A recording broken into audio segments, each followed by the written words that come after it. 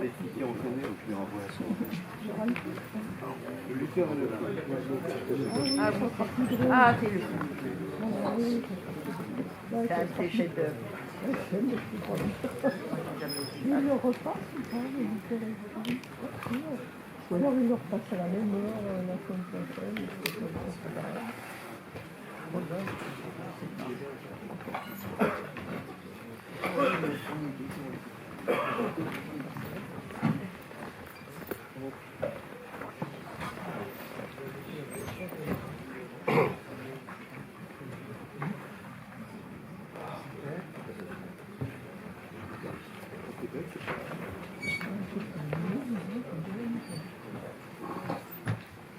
Bien.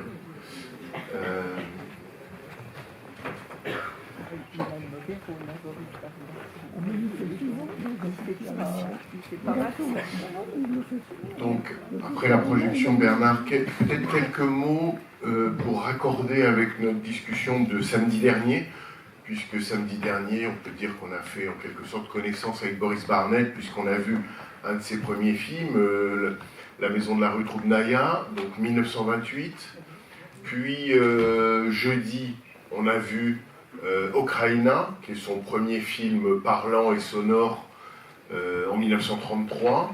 À l'ouverture, c'était sur les bords de la mer Bleue, au bord de la mer Bleue en donc 1936. Et 1936, c'est le moment où Boris Barnett donc, travaille depuis 10 ans pour un studio qui s'appelle Méchant la Pomme et qu'il va quitter puisque ce studio ferme.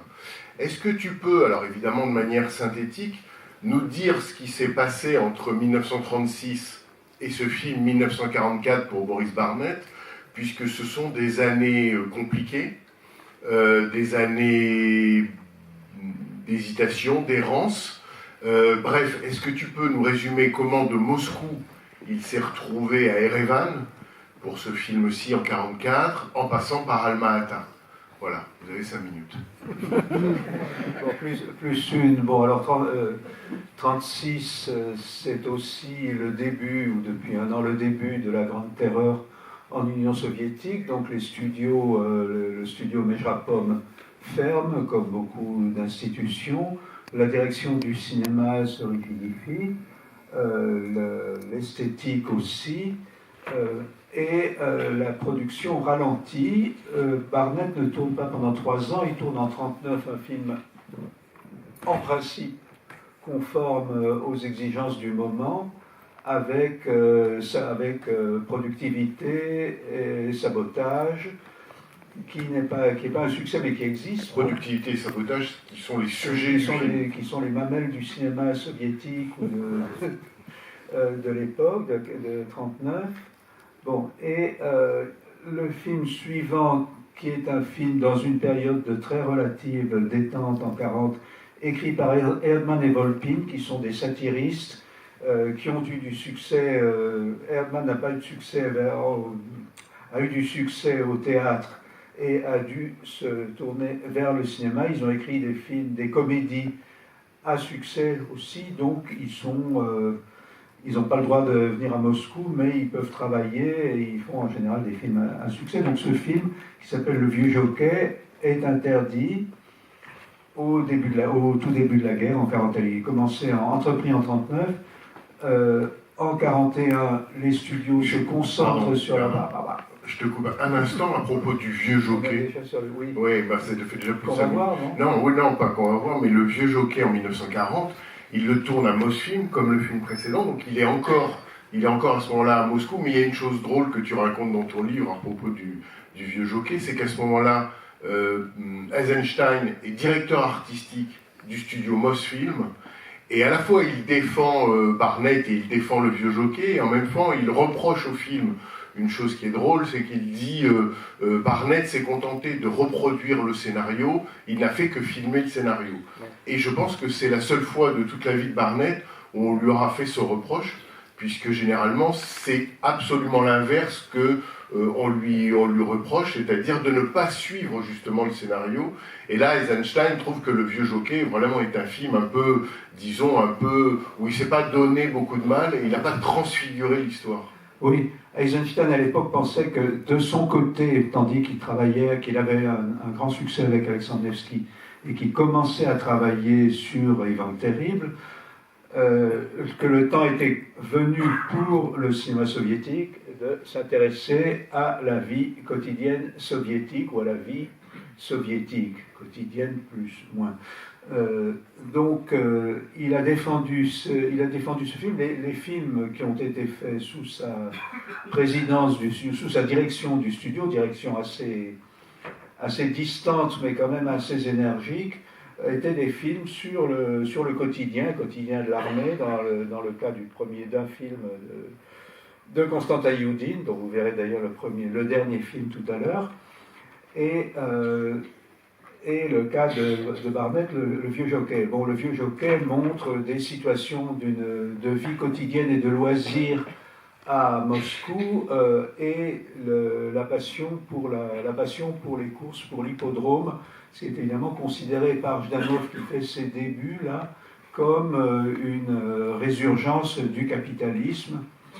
Enfin, vous verrez le film dans quelques jours, je pense qu'on pourra en parler dans les couloirs plus tard. Donc 41, tout le cinéma, toute l'industrie du cinéma est mise au service de l'effort de guerre.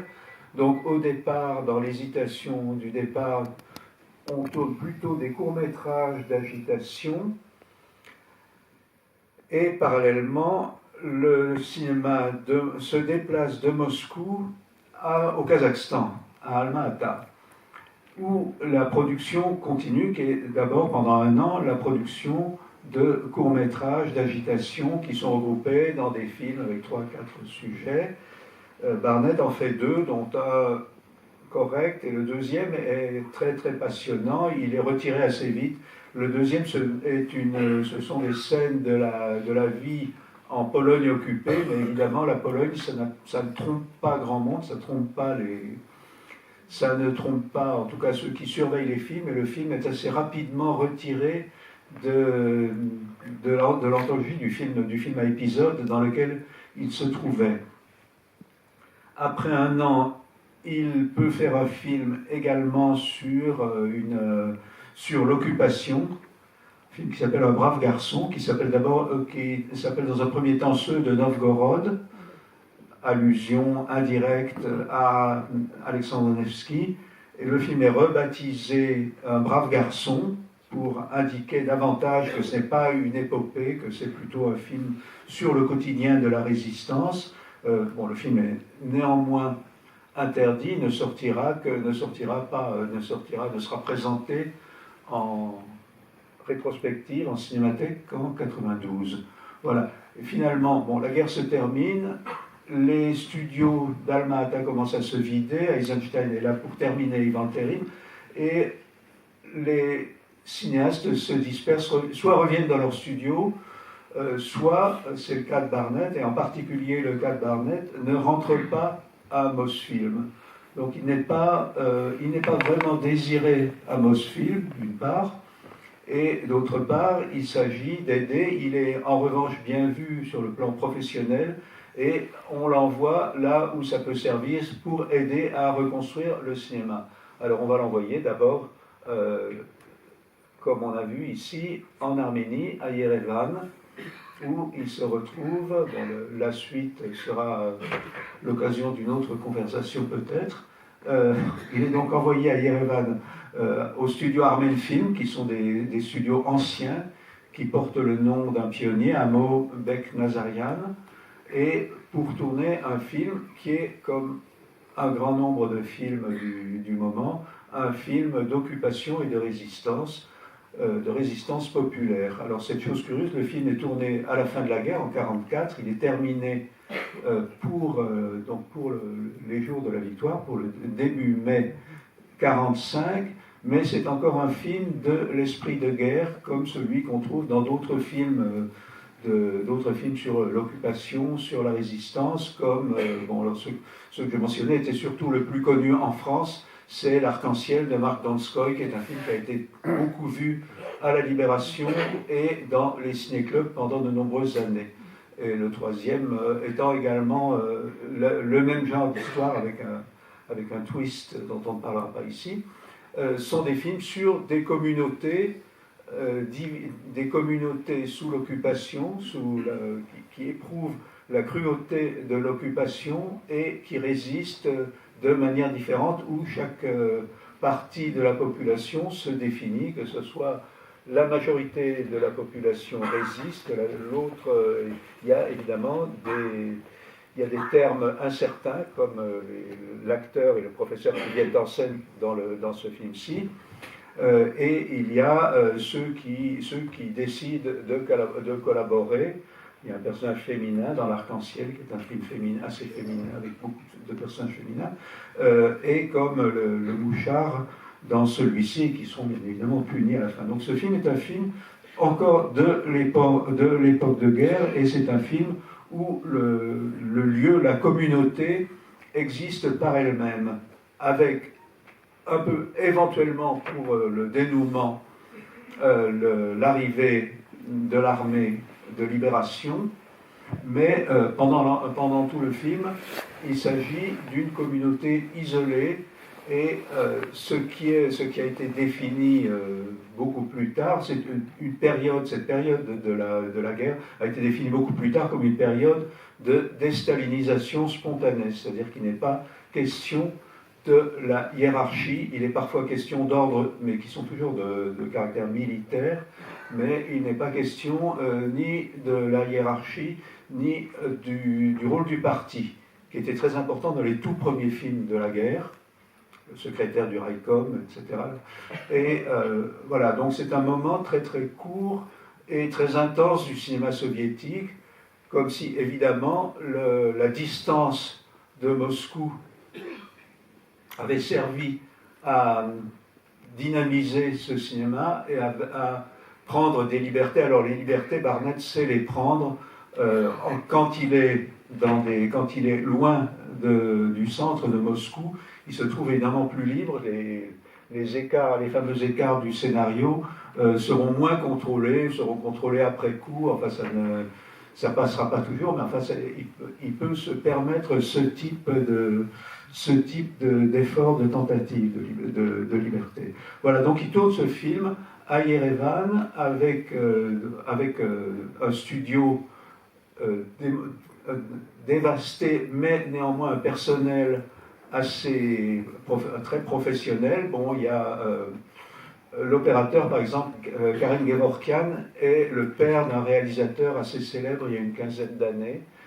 Le décorateur Safarian est le père d'un réalisateur qui n'a pas fait beaucoup de films, néanmoins qui était la dernière dynastie ou génération de l'école de cinéma, donc qui a pu encore faire un film sur l'épouse de Kuleshov, Alexandra Khorlova, et puis il y a le nom d'Amo Beknazarov, russifié, qui indique également le caractère de ce studio. Par ailleurs, il y a malgré tout une grande pauvreté, par exemple, ce qui apparaît par exemple dans le fait que plusieurs acteurs jouent deux rôles.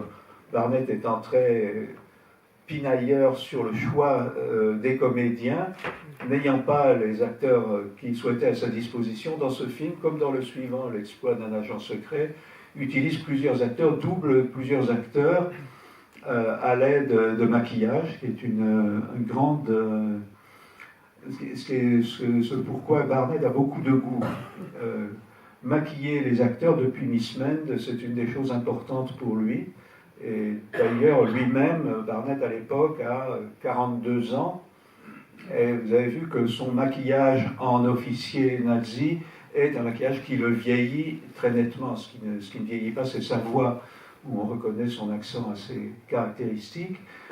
Mais il est nettement vieilli, et c'est un rôle de composition que vous avez peut-être pu comparer avec le film suivant, L'exploit d'un éclaireur, où il joue d'un agent secret, où il joue aussi, je prolonge, où il joue aussi, où il joue aussi un officier allemand, mais tout à fait à l'inverse de celui-ci. Ici, on a l'officier allemand la brute, et dans le film suivant, on a l'officier allemand vieux militaire aristocratique qui dédaigne la fumée des cigarettes des moujiks, mais qui en même temps a un certain respect pour l'ennemi.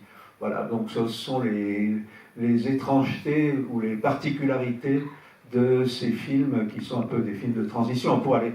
Alors pour finir, tu m'as donné 5 minutes. 4 minutes 45. Selon ta montre, vas-y.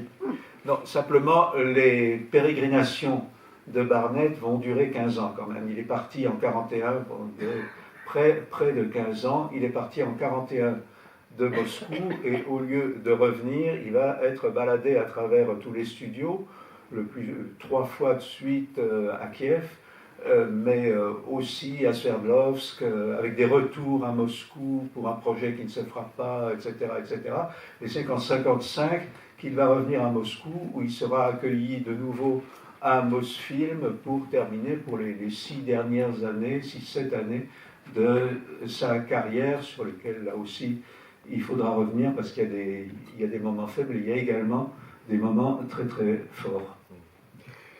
Quand on découvre ce film, donc tu as décrit les conditions de tournage où ce studio à la fois professionnel est dévasté, mais quand on voit le film, évidemment, ou qu'on le découvre, ce qu'on retient, me semble-t-il, ou ce qui frappe, c'est évidemment le personnage féminin, qui est à l'opposé du personnage masculin incarné par Barnett. Donc Irina Radchenko, qui est l'actrice, joue ici Varia.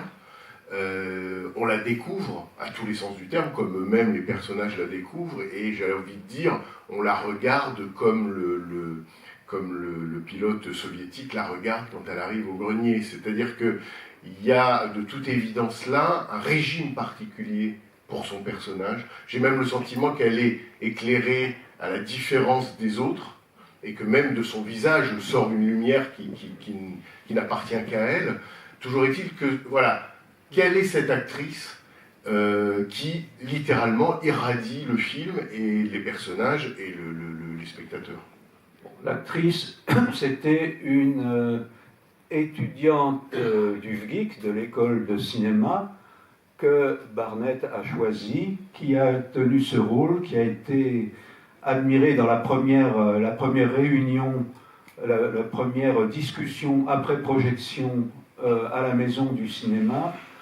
Ça a été un enthousiasme très très fort d'une part pour Barnett, dont les derniers films n'avaient pas été soit pas vus, soit pas enthousiasmé les collègues. Donc ça a été sur les amis de longue date de type Pudovkin ou le critique Kersonsky qui dirigeait la séance, ou je ne sais plus, ou Victor Shklovsky, l'écrivain. De leur côté, c'était l'enthousiasme et pour le film et pour l'actrice, et tous les intervenants ont fait la même réflexion ou la même référence que celle qu'on a faite en 2000 en découvrant le film. La référence était à Liliane Guiche. Ça a été très très net, chacun en a parlé. Bon, on croyait être très originaux quand on a montré le film à Locarno en disant « Ah oui, c'est Liliane Guiche », ben non, c'était pas très original, et je pense de plus qu'il y a une nette référence au Lys brisé, puisque je l'ai présenté ici autant. C'est vrai. Non, mais il y a évidemment, entre la brutalité de Barnett et la brutalité de Donald Crisp dans Broken Blossoms, et l'innocence outragée de Irina Radchenko ici, et celle de Liliane Guy, je pense qu'il y a un souvenir. Alors bon, ça m'a intéressé parce qu'il m'a semblé, même si une parenthèse rapide, il m'a semblé que Barnett était un cinéaste qui faisait pas mal de références à d'autres films, soit des citations, soit des références, des souvenirs comme celui-ci, et que là, il se souvient de son enseignement chez Kuleshov, enseignement qu'il avait rejeté par certains aspects, mais dont il avait gardé la culture cinématographique qu'il avait eue C'est-à-dire, dans d'autres films, il y a des allusions à certains films, il y a des allusions, il y a des gags repris de films de Mary Pickford ou développés à partir de gags qu'on trouve chez Mary Pickford. Dans Ukraina, il y a des choses qui renvoient assez nettement à Pudovkin, à la chute de Saint-Pétersbourg, à la fin de Saint-Pétersbourg, etc., etc. Je pense d'ailleurs ça même. Jacomo avait parlé d'une référence à Octobre. Je pense que c'est plutôt à Pudovkin, mais dans ce film-là, dans Ukraina. Mais en tout cas, il y a un plan de Alienka, son avant-dernier film, qui est un plan qui est une citation très nette de La Chevauchée fantastique de John Ford. Du John Ford, il y en a encore un petit peu, mais ça serait peut-être aller un peu loin. Donc voilà, donc cette référence au cinéma existant est très intéressante. D'ailleurs, Shklovsky en parle dans la discussion. Il parle des films de citation dans cette discussion justement sur ce film-ci, à propos de Liliane Gish, et en renvoyant aussi à Kuleshov. Mais n'a pas eu de carrière. Apparemment, elle n'a pas été prise au sérieux, c'est-à-dire les cinéastes ont apprécié, et le cinéma, à savoir le ministre du cinéma, Bolchakov, a détesté le film, enfin, n'a pas détesté le film, il a trouvé que c'était un film très très médiocre, et a raillé les cinéastes en disant les cinéastes sont très gentils parce que Barnett est leur vieux copain. Radchenko donc a fait un autre film qui est très intéressant, qui s'appelle L'Étoile, qui est aussi l'histoire d'une patrouille, alors qui est plutôt l'histoire d'un commando. 2 ans, 3 ans après, donc qu'on peut trouver sur YouTube si on n'a pas absolument besoin des sous-titres. Et elle n'a plus rien fait, elle n'a pas eu de carrière du tout. Elle réapparaît, alors curieusement, elle réapparaît au début du parcours d'un des grands cinéastes du dégel de 56, Vassili Choukchine, grand cinéaste que vous verrez aussi comme acteur dans Alienka, et dans son moyen métrage de fin d'études, il l'utilise dans le rôle d'une femme trompée par son mari. Enfin, elle a des 2-3 rôles principaux, mais c'est tout. Donc apparemment, elle n'a pas fait de théâtre non plus. C'est un des mystères des distributions, des rôles et des choix d'acteurs sur Barnett, qui demanderait évidemment d'être pris un par un. On s'amuserait bien. D'après alors différentes filmographies, elle est soit née en 1921, soit née en 1923, mais donc grosso modo pour le film, celui-ci, Une fois la nuit, elle a entre 21 et 24 ans. Qu'est-ce qu'on peut dire du personnage qu'elle incarne? Tu as dit la référence à Liliane Gish, et c'est vrai que les mots qui viennent, c'est un ange. Enfin, elle est regardée par les pilotes soviétiques comme un ange. Eux-mêmes sont au grenier comme au paradis. Enfin, il y a quelque chose dans cet univers dévasté. Il y a tout d'un coup un régime presque d'apparition. Elle est à la fois humiliée, offensée, et en même temps, elle est celle qui fait le lien. Il y a ce plan, enfin ce panoramique inouï, où elle marche littéralement sur les pierres pieds nus. Ça, c'est absolument des moments un peu inoubliables. Toi-même, tu dis que, et Françoise Lebrun, dans sa présentation, disait à propos des personnages féminins de Barnett, qu'il y avait quelque chose qui revenait de la littérature et du conte. Et toi, tu dis, c'est comme un personnage qui a l'air entre des ogres et des géants. C'est vrai qu'elle c'est presque un personnage de conte de fées dans un univers de ruines. Bon, la dimension des contes chez Barnett, c'est assez net. On peut remonter déjà au titre de Au bord de la mer bleue, qui est un titre qui est le deuxième vers d'un conte de Pouchkine. Moi, ce qui m'intéresse, enfin, ce qu'on peut dire aussi, c'est qu'il y a eu un certain nombre de films d'héroïnes. Bon, le cinéma soviétique est un cinéma plutôt plus féministe, je parle de la filmographie, que d'autres. Depuis le début, enfin, déjà, La Maison de la Troubnaïa est un film qui réapparaît en plein réalisme socialiste dans un film de Heifetz qui s'appelle Membre du gouvernement, et qui a à peu près le même schéma, sinon que là, il s'agit également d'une sorte de boniche qui devient, elle, députée. Donc le thème est là, le thème de Cendrillon apparaît aussi chez Alexandrov. plus dans quel film, enfin, dans la Voie lumineuse.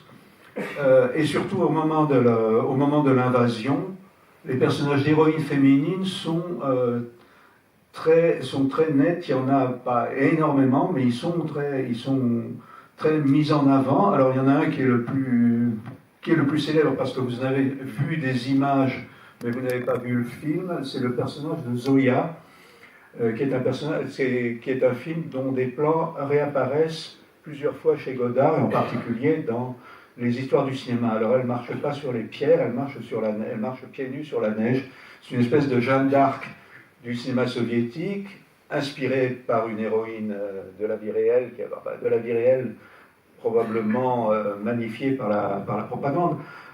Mais il y a ça dans d'autres films, bon, j'en parle un petit peu, sans les énumérer. C'est un phénomène intéressant. Généralement, ce sont des héroïnes conscientes, ce sont des héroïnes qui ont une idée de la résistance. Ce qui est intéressant chez Barnett, me semble-t-il, bon, je lance l'idée, hein, ça marche ou ça marche pas, ce qui est intéressant chez Barnett, c'est que ces héroïnes, enfin les Barnettiennes, peuvent avoir un air assez idiot, assez mutique, ne pas très bien savoir, un air extrêmement naïf, mais ont des réponses concrètes à tout.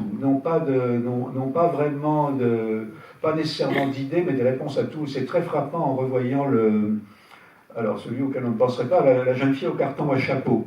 À quel point, dans son aller-retour entre la campagne avec son grand-père et Moscou, chaque fois qu'elle se trouve face à une situation, elle commence par se demander de quoi il s'agit, et puis elle trouve un truc. Et la même chose avec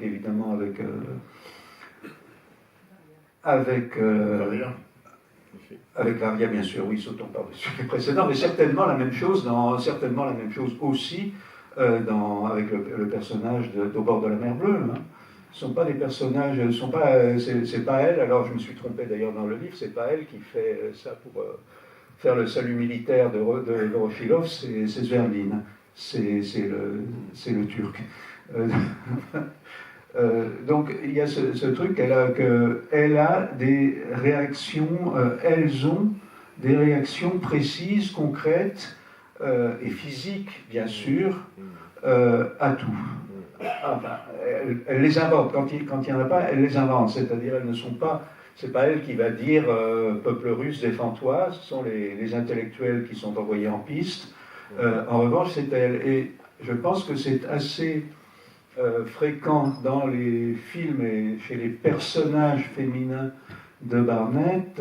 Si vous voyez le vieux jockey passe, si vous voyez le vieux jockey, ou surtout un brave garçon, et évidemment la petite Alienka du film Alienka, qui est une petite fille, mais l'auteur de la nouvelle, qui est également scénariste, qui avait une certaine autorité, me racontait l'histoire d'origine, il était allé faire un reportage dans les terres vierges, et il avait pris un bus, donc l'origine, alors il me l'a raconté, il avait embelli son souvenir ou non, je ne sais rien, mais ils étaient bloqués, le bus était bloqué dans les terres vierges, au milieu de nulle part, et la petite fille était celle qui calmait tout le monde et qui disait voilà comment les choses vont s'arranger, ceci, cela, etc.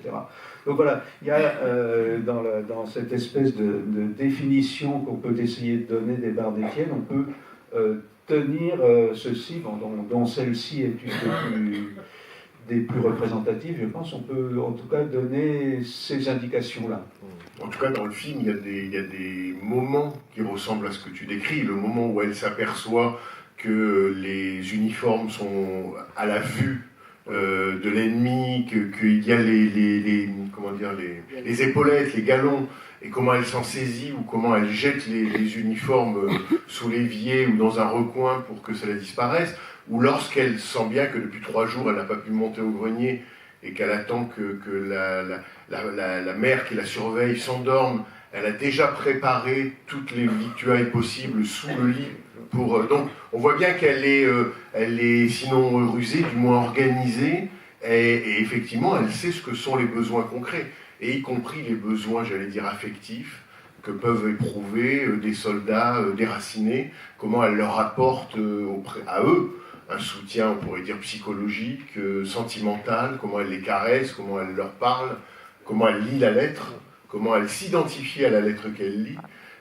Tous ces moments-là sont des moments un peu de grâce du film, qui tiennent au personnage, qui tiennent à l'actrice, qui tiennent à... Sans oublier le petit gag avec les allumettes. Oui. Les histoires d'allumettes, c'est aussi une histoire, c'est aussi un motif du cinéma soviétique qui apparaît dans quelques grands classiques et dont il ne fallait pas se priver. C'est bien que quand elle sourit ou quand elle pleure, bon, à chaque fois elle est bouleversante. Est-ce qu'on sait un peu, est-ce qu'on a une idée de la manière dont, par exemple, Barnett l'a dirigée, ou est-ce qu'on sait quelque chose de leur relation et du moins comment il s'y prend pour obtenir un tel résultat?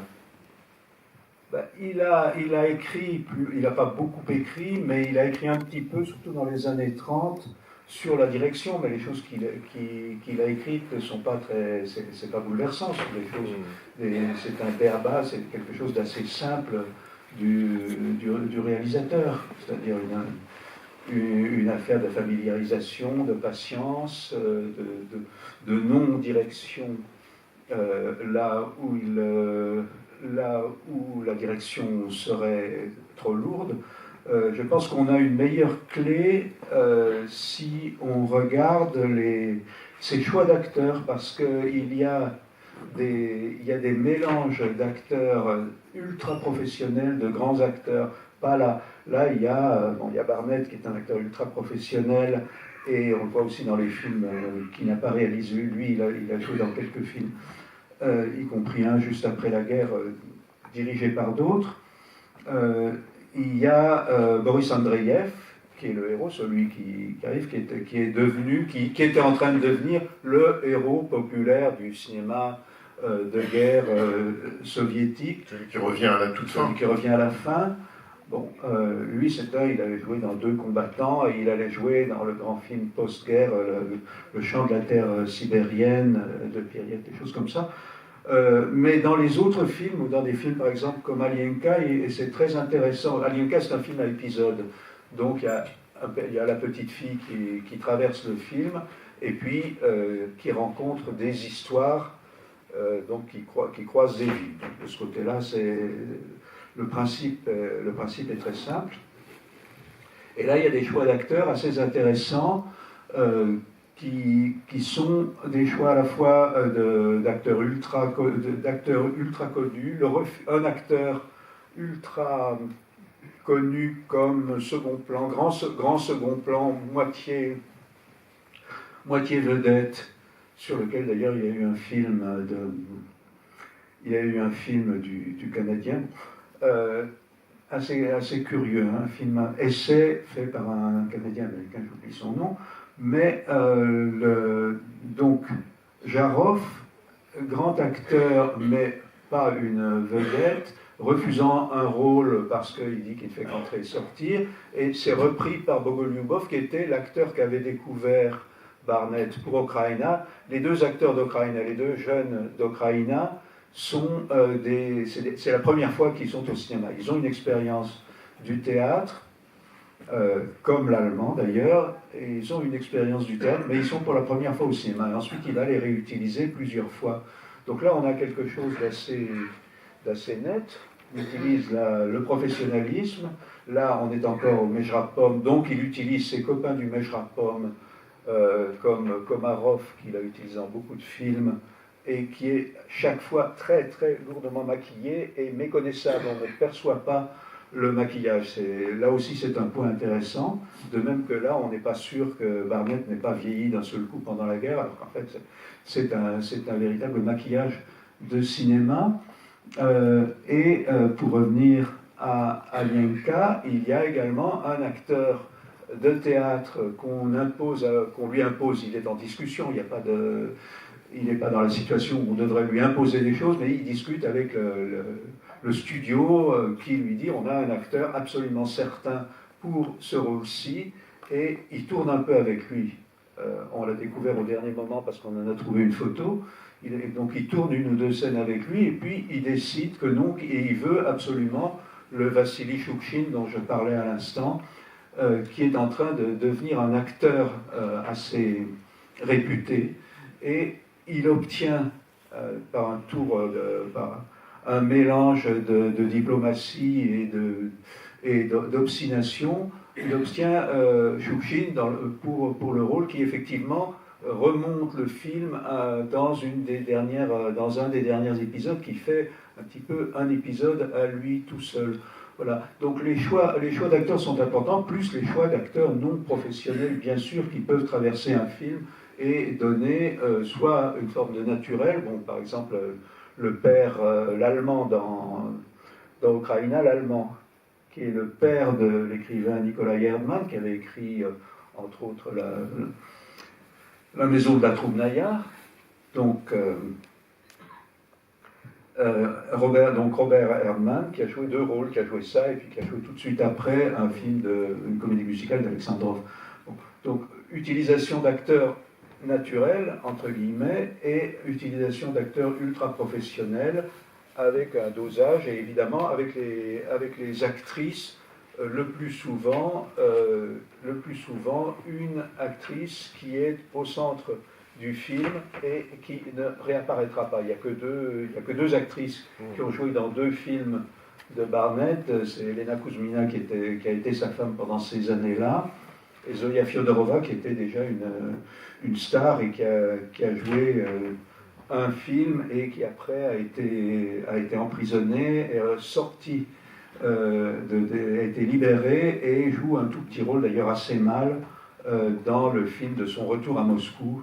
Mais pour se faire pardonner d'une certaine manière, elle fait une apparition dans Le Lutteur et le Clown. Donc il y a des choses assez curieuses. En tout cas, ce que tu dis sur les acteurs naturels, ou le fait que certaines actrices de Barnett apparaissent qu'une fois, là c'en est l'exemple absolument frappant. Et ce qu'on peut dire aussi, c'est qu'il avait un œil, parce que cette actrice, c'est son premier quasiment film. Elle avait fait visiblement une apparition dans un film précédent, et c'est là que Barnett l'a remarqué, c'est-à-dire qu'il fallait être capable de voir en elle, à la seule je veux dire, lumière du premier film qu'elle avait tourné, où elle n'avait pas un rôle important, qu'elle allait pouvoir, sous sa direction à lui, donner un tel résultat, ou avait un tel potentiel qui se réalise là sous nos yeux. Une dernière chose, peut-être avant de vous demander si vous avez vous-même une question ou une remarque, une dernière chose, c'est un film qui est adapté d'une pièce, celui-ci, et là encore on retrouve, j'allais dire, le scénario habituel des films de Barnett, c'est-à-dire que l'auteur lui-même de la pièce adapte sa pièce en scénario, et puis à partir de ce scénario, Barnett fait un peu autre chose. Ouais, il était furieux. Qui était furieux? L'auteur de la pièce. Il était furieux, il a déclaré que ça n'avait rien à voir avec lui. De toute évidence, il attendait une héroïne beaucoup plus consciente, une véritable résistante qui aurait été la porte-parole du peuple. C'est un cas parmi tant d'autres. Est-ce que vous avez... Oui, voilà. Attendez, regardez là, à votre droite, il y a un micro qui va vous être placé. Merci. Je vous donne un sentiment personnel. J'ai été un peu surprise de la fin optimiste de ce film, parce que je m'attendais à ce que Varia, face à l'officier allemand si cruel, n'ait pas pu réchapper à ce qui semblait être son sort. Et est-ce que... Je me suis demandé si Barnett, à la fin de la guerre, n'avait pas voulu mettre une fin optimiste pour faire plaisir aux gens, ou si c'était dans son état d'esprit, ce fait d'introduire une bonne fin, une fin heureuse, puisque Varia réchappe à... Ça semble avoir été un peu le hasard, quand même. D'après la discussion, le directeur de la discussion, le meneur de jeu de la discussion, un des très bons critiques soviétiques, qui est un grand défenseur de Barnett, défend à fond le film, et puis il dit, mais alors vraiment la fin, j'aime pas du tout, dans la pièce l'héroïne meurt, Qu'est-ce que c'est que cette histoire, se baiser, on ne se marie pas dans les films comme ça, il n'y a aucune raison, etc. Alors Shklovsky essaye de défendre en disant oh, il l'a improvisé. Et le directeur lui dit non, c'est vraiment une mauvaise improvisation. Donc oui, je pense que ça a tenu un petit peu à l'incertitude d'un tournage. Bon, c'est à partir du moment où un tournage a lieu dans des décors fermés où il n'y a pas de déplacement, on tourne plus ou moins en continuité, et le réalisateur ayant tendance à s'éloigner de ce qui a été prévu peut se retrouver à la fin avec un bouclage plutôt difficile et malaisé. On peut penser ce qu'on veut, hein, de la chose. On ne sait pas, elle va peut-être mourir, elle sait pas, enfin c'est pas très clair. Le baiser a beaucoup choqué, mais c'était les soviétiques en 1945. Et l'homme dont tu parles dit mais cette fin n'est pas possible, on passe de l'élan patriotique à la bagatelle. Mais en même temps, il y a la réponse que tu dis, c'est que dans la pièce, elle meurt, effectivement. Ce à quoi on s'attend, ce sans doute à quoi l'auteur scénariste s'attendait aussi, et puis ce que Barnett change pour cette fin à la fois optimiste, peut-être opportuniste, ou en tout cas, toujours est-il, différente. Parce que quand on voit effectivement le traitement qui est le sien, on ne s'attend pas d'une certaine manière à ce qu'elle revienne, quoi. Mais en même temps, on est content qu'elle revienne. Attendez, on vous entend pas, il est pas là. Moi, je trouve que c'est cohérent avec Barnett. C'est bien du drôle ou du léger dans le drame. Ça serait grandiloquent de terminer par la mort. Bon, c'est possible, on a toujours du mal avec les fins, parce qu'en général, là, c'est pas le cas, parce que le film a été fait trop vite. Mais dès qu'il y a un peu de temps, les bureaucrates interviennent, et à ce moment-là, souvent, ils interviennent sur la fin, ce qui est le cas de l'exploit d'un éclaireur, par exemple. Et c'est vrai que là, on échappe en quelque sorte par un retournement. Il y a une chose qui va dans votre sens, je trouve, c'est à la toute fin, quand l'armée rouge arrive et que le collabo aux lunettes noires se met à fuir, et qu'il fuit avec toute sa maison sur le dos, puis que peu à peu il se débarrasse, il se déleste de tout ce qu'il emporte, tout d'un coup il y a un ressurgissement d'un effet quasiment burlesque au milieu d'un grand moment de libération. Et ça, ce moment-là est absolument inouï. On retrouve la Barnett qui trouve le moyen, dans une situation comme celle-là, de glisser un effet comique quasi burlesque.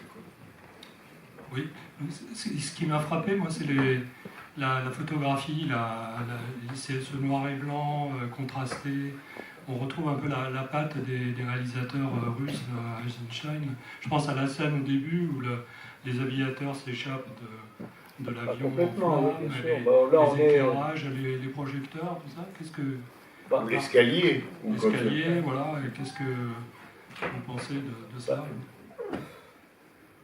Oui, mais les films de guerre, de toute façon, dans tous les pays, ont changé. Les films américains sont beaucoup plus expressionnistes.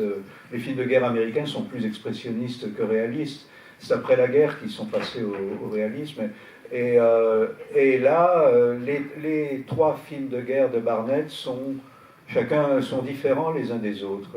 Son épisode polonais, surtout le brave garçon, qui est presque entièrement, qui donne l'impression d'être presque entièrement tourné dans la nature, qui est en partie tourné, donc ça doit être dans la banlieue d'Alma-Ata ou dans la première forêt à côté d'Alma-Ata, et celui-ci qui au contraire est très noir, très contrasté, avec une photo délibérément formelle. Enfin tout le début et la fin sont entièrement faits sur des diagonales, sur des cadrages en diagonale, et ensuite sur la répétition des motifs, sur la répétition de certains lieux avec des variations minimales, etc. Donc, le seul Jay Leyda, qui avait vu, le film est sorti aux États-Unis à l'époque, Jay Leyda l'avait vu, apparemment l'a pas apprécié. Lui, il a comme mot, il dit c'est un film presque expressionniste. Et il s'arrête là. Mais bon, je pense que c'est beaucoup plus. Mais enfin, il est certain qu'il y a une volonté une volonté de lumière ou de style lumineux, de cadrage, de composition, etc., qui n'est pas du tout le même dans le film précédent et qui va changer encore avec le film suivant, L'exploit d'un éclaireur. Oui, à propos de lumière, est-ce que vous pourriez nous éclairer un peu sur l'auteur de la pièce, s'il vous plaît? Pas vraiment. Non, pas vraiment. C'est dommage, parce que ça aurait été intéressant. Vous ne savez pas du tout s'il a écrit d'autres pièces, enfin... Oui, il y a d'autres pièces, il y a d'autres choses. Je ne suis pas du tout plongé dedans. J'ai pas eu beaucoup de curiosité. Là, on est dans un type de littérature quand même qui était assez répandue. La littérature de guerre, d'occupation, de résistance, c'était un motif un peu obligé du moment. Enfin, il y avait... Le mot d'ordre était aussi la résistance populaire. Et donc que Knorre ait fait d'autres choses, il a fait d'autres pièces. Bon, je pense que si on cherche dans des langues occidentales, on doit trouver une ou deux traductions, pas beaucoup. J'ai pas eu la curiosité de chercher.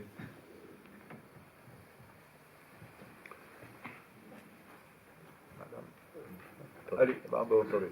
Là-bas et après.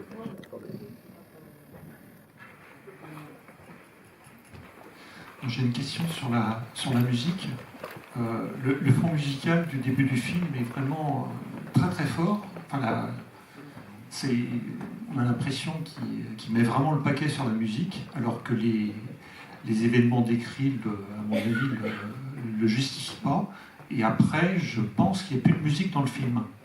Et ce contraste est très très curieux. Non, il y a de la musique à des moments très inattendus. Le rapport musique-action est assez imprévisible dans le film. J'ai pas de solution parce que Barnett était très musicien. Enfin, il était très très fort sur le plan musique, bande son, bande musicale. Il avait des partitions précises données à ses compositeurs. En tout cas pour ses premiers films sonores. Et pour Le Brave Garçon aussi.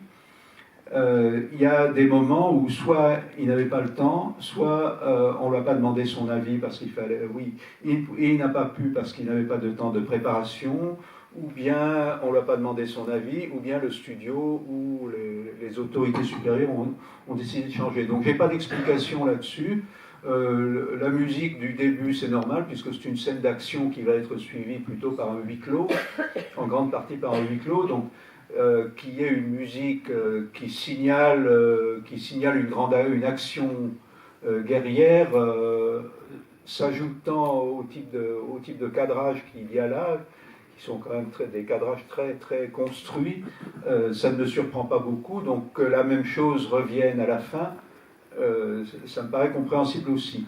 À l'intérieur, il y a vraiment des scènes qui appelleraient la musique dans une optique de récit traditionnel, et d'autres qui sont accompagnées, sur lesquelles je pense qu'il faudrait soit on s'arrête davantage, soit on laisse sa part au hasard, qui peut être le hasard du studio tout simplement.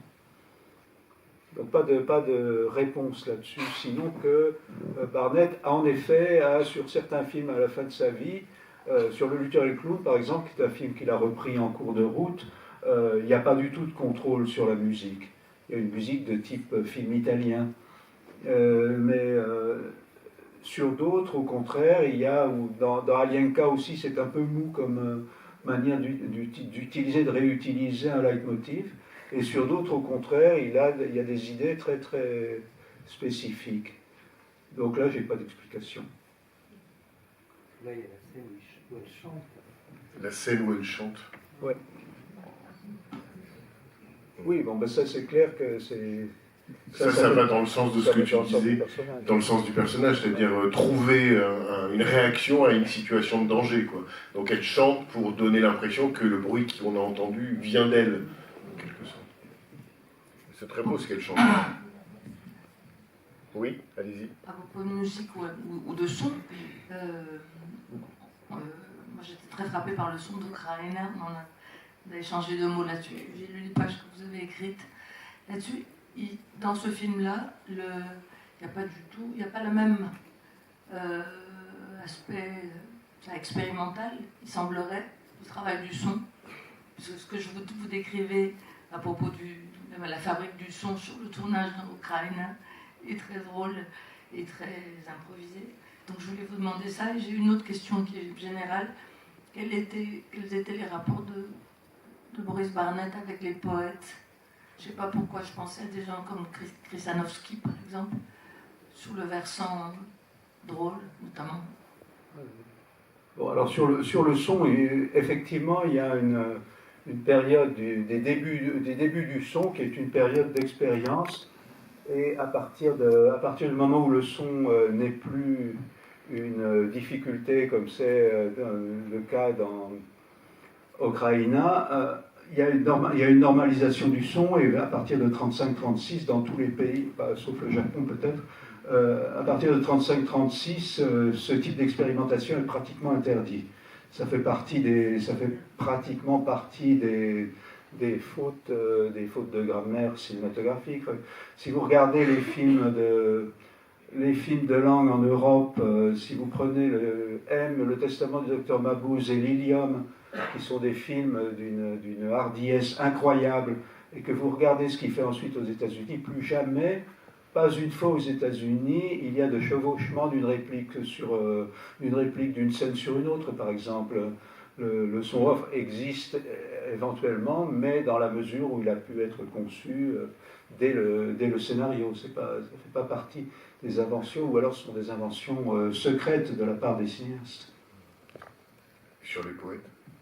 Et sur les poètes, bon, alors sur les poètes, je ne sais pas, ce qui est clair, c'est que Barnett était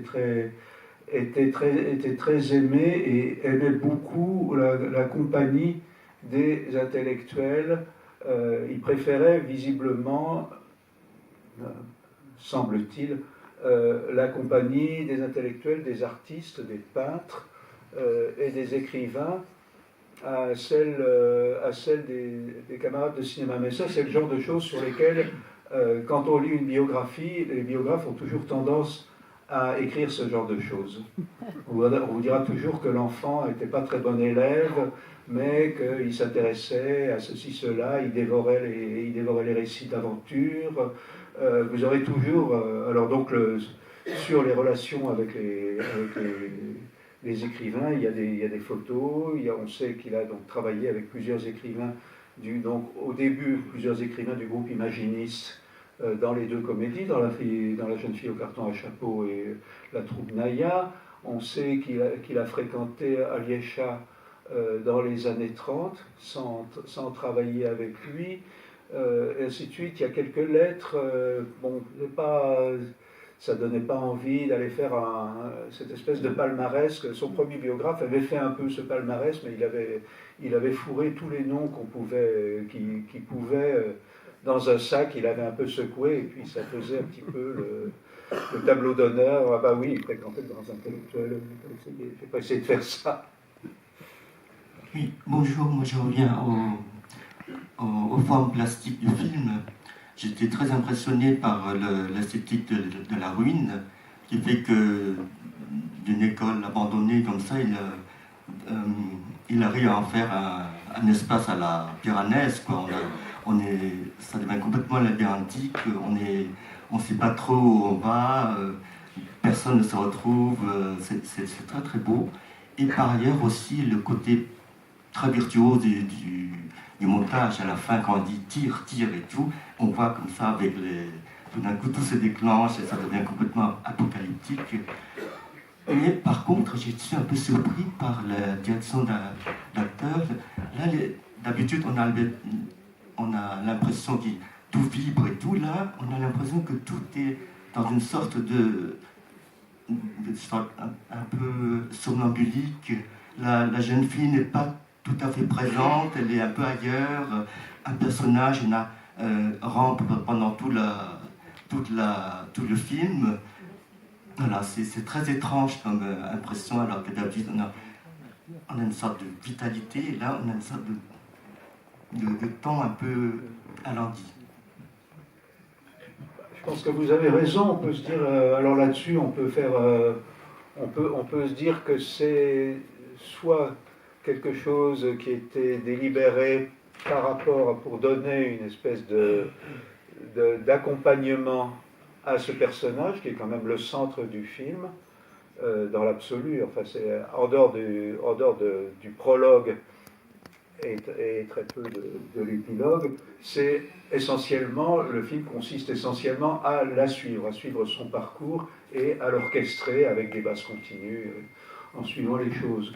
Ou bien on peut se dire que c'est un hasard, que ça tient à la pauvreté du studio, au fait que les acteurs n'étaient pas aussi bons qu'ils le voulaient, etc., ou que le scénario n'était pas bien écrit.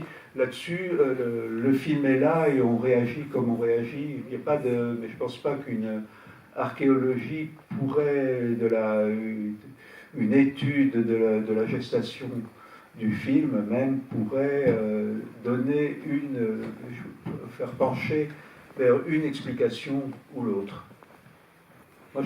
Moi, j'aime beaucoup ça, mais je comprendrais très bien, la réaction de mes amis anglais en 80 quand ils sont allés voir le film et qu'ils ont dit bon, on ne comprend pas. Et puis Barnett trouve des yeux. Enfin bon. C'est quand même incroyable de ne pas avoir montré le film pour cette seule raison.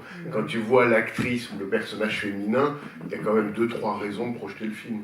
Bon, mais ça, c'est autre chose. Écoutez, on va s'en tenir là. Je voulais juste vous signaler, avant de dire autre chose, je voulais juste vous signaler que dans le numéro de trafic du printemps 2018, le numéro 105, si ça vous intéresse, il y a un texte de Fabrice Revaux consacré à ce film, Une fois la nuit, et il a intitulé son texte, c'est assez limpide, Un ange, des diables. Voilà, numéro 105 du printemps 2018. Et puis, je voulais, pour terminer, juste lire un passage du livre de Bernard, non pas sa prose à lui, mais ce qu'il rapporte d'un propos tenu par le réalisateur Alexandre Mita, qui lui-même rapporte des propos, et voici ce qu'Alexandre Mita dit de Boris Barnett. Ce n'était absolument pas un dissident, il n'était en rien quelqu'un de politique. En dehors du cinéma, on pourrait presque dire qu'il était un peu bête. C'était absolument et totalement un artiste. Il pensait que les gens qu'on avait mis là-haut pour nous diriger étaient des gens formidables puisqu'ils étaient là.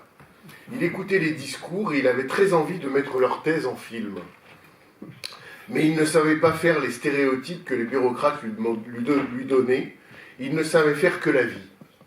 Il ne détruisait pas les stéréotypes, mais la vie se glissait à l'intérieur, les envahissait, et ça rendait les bureaucrates absolument fous, parce que ce n'était pas corrigible. La vie avait pris la forme des stéréotypes. Voilà, moi j'aime beaucoup cette citation. Voilà. Merci beaucoup. Ne ratez pas le Luther et le clown. Voilà, conseil de Bernard Zunchis, ne ratez pas le Luther et le clown. Merci beaucoup Bernard.